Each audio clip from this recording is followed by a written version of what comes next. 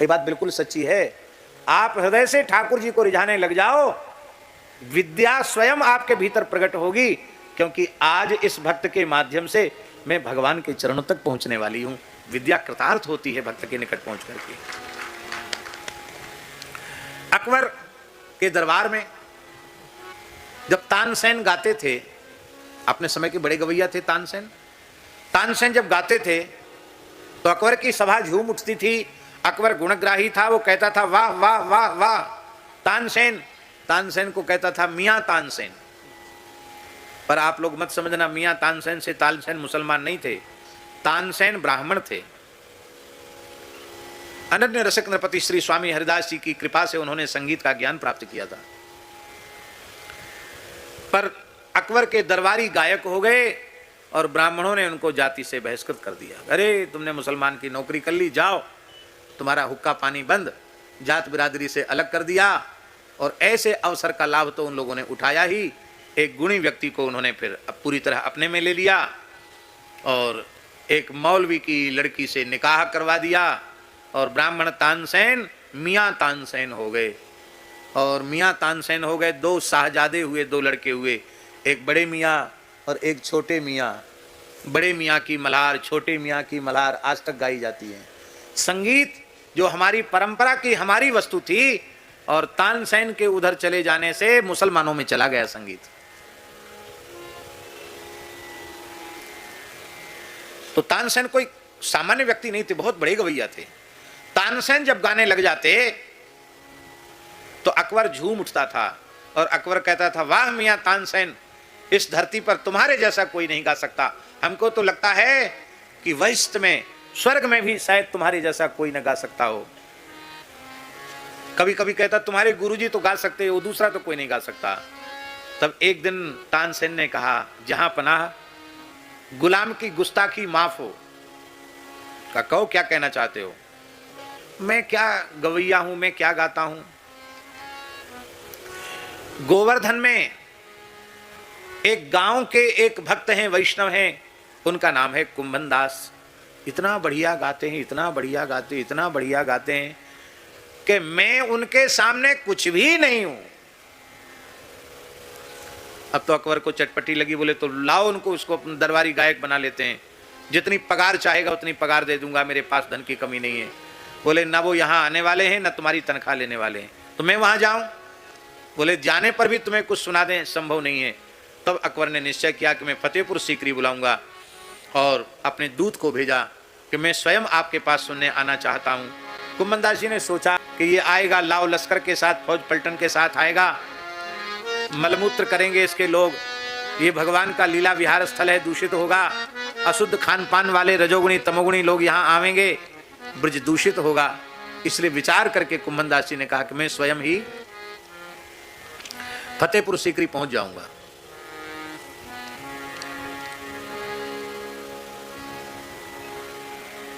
बादशाह के दूत ने कहा आप कब आएंगे, आपको सवारी भेज देंगे। बोले नहीं हमारे पास व्यवस्था है। सोचा हो सकता होगी कोई विशेष तीव्र गति वाला वाहन होगा इनके पास, वो तो चला गया। दूसरे दिन श्रीनाथ जी की मंगला करके जतिपुरा में कुंभनदास जी चले। कहाँ है जतिपुरा और कहाँ है आगरा के पास फतेहपुर सीकरी, वहाँ पहुँच गए। दोपहर तक वहाँ पहुँचे। क्यों? तुरंत जाकर लौटना भी है, शाम को ग्वाल आरती करना ठाकुर जी की, संध्या सेन आरती में पदगान करना है। कुंभनदास जी पहुँच गए। पुरानी सी धोती, घोंटू तक धोती पहने हैं, फटी पुरानी सी बगलबंदी है, पाग भी फटी पुरानी सी ही है। दुबले पतले ग्रामीण परिवेश में श्री कुंभनदास जी, मस्तक पर सुंदर बल्लभ कुल का तिलक विराजमान है, और वे पहुंच गए। इतना बड़ा गवैया इतनी सामान्य वेशभूषा में।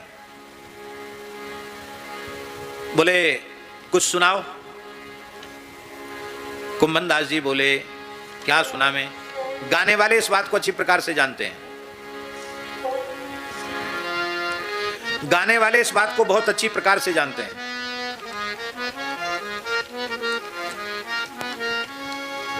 अच्छे से अच्छा गवैया हो और उसके मन में गाने का उत्साह न हो, अच्छे से अच्छा वादक हो और उसके मन में बजाने का उत्साह न हो तो अब चाहे जितनी अच्छी जगह पर बिठा दो, नहीं ना गा पाएगा ना बजा पाएगा।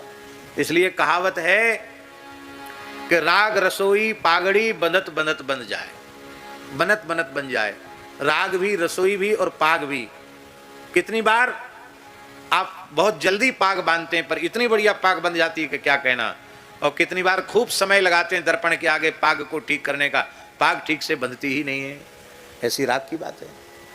तो एक तो थके हुए हैं कुंभनदास जी, पैदल चल के आए, फिर खींचे हुए हैं, मन में बिल्कुल गाने का उत्साह नहीं है।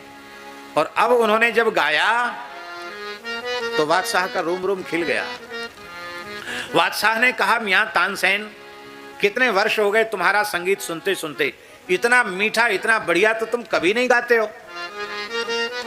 इन्होंने बहुत अच्छा गाया, तुम भी ऐसा गाओ ना। तानसेन ने कहा, जहां पनाह गुस्ताखी माफ हो। कहो क्या कहना चाहते हो। बोले, मैं एक नाचीज हाड़ मास के पुतले बादशाह के आगे गाता हूं और श्री कुंभनदासी अनंत अनंत ब्रह्मांडों के शहंशाह बादशाह श्रीनाथ जी के आगे गाते हैं। तो इनके गाने में हमारे गाने में अंतर, तो हम तुमको रिझाने के लिए गाते हैं और ये श्रीनाथ जी को रिझाने के लिए गाते हैं।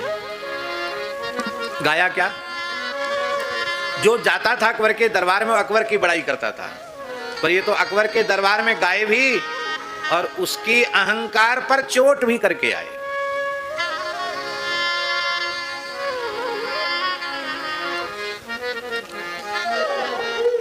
भगत को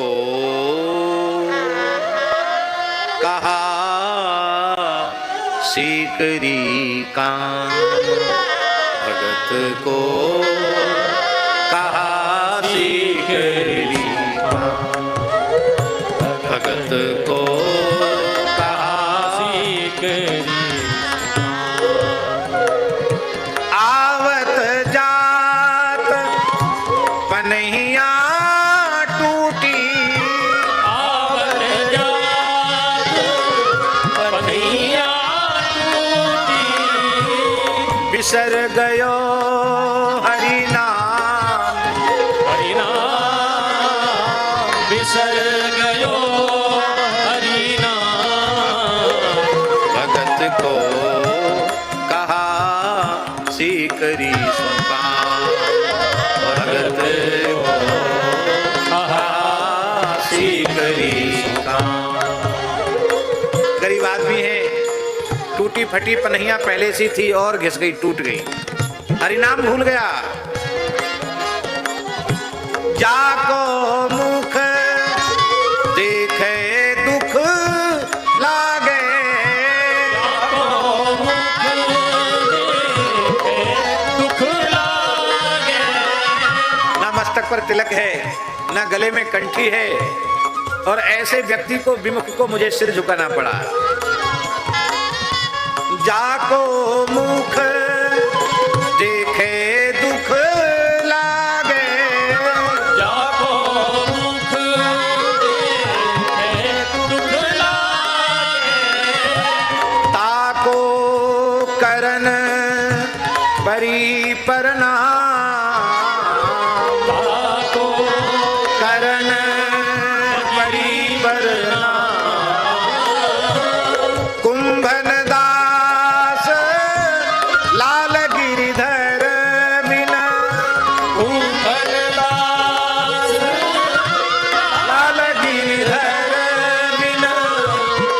जग झूठो धाम,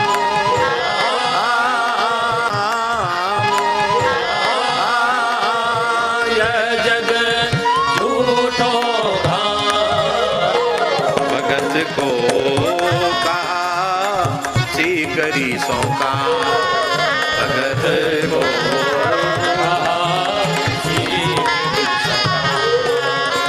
जिसका मुख देखने में दुख लगता है उसको सलाम करनी पड़ी। कुंभनदास जी आपका छू ले लो। अरे बोले भैया बादशाह तू मुझे कहा देगो, तू जा वैभव को देखो फूलियो नहीं समाये रहो है, वो सब मेरी दृष्टि में झूठो है, यह सब झूठो धाम, तो झूठी वस्तु लेके हम कहा करेंगे। कुंभनदास जी कुछ तो लेना पड़ेगा। ले आप प्रसन्न हैं, वहाँ प्रसन्न हैं, तो बोए कभू बुलाइयो मत और मेरे पास कभी अइयो मत।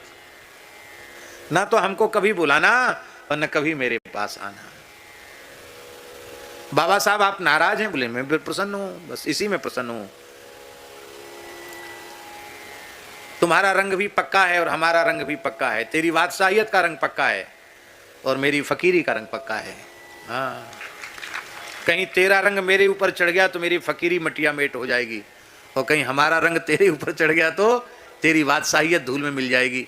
इसलिए तू अपने घर को भलो, मैं अपने घर को भलो, और कह के आप चले आए। बहुत पीछे पड़ा के कुछ तो सेवा ले लो, तब आप कहे कि मैं व्याकुल हो रहा हूँ अपने प्राण जीवन धन श्रीनाथ जी का मुकम्मल देखने के लिए, पता नहीं संध्या आरती तक पहुँच पाऊंगा कि नहीं। तब 4 घोड़ों से जुती बादशाह ने अपनी बग्घी, अपना रथ दिया और वो गिरिराज जी तक उनको पहुँचाया और आप दर्शन करके निहाल हुए। इसलिए भैया ये सखा, ये अष्ट सखा हैं, ये सब भगवान के नित्य सखा हैं।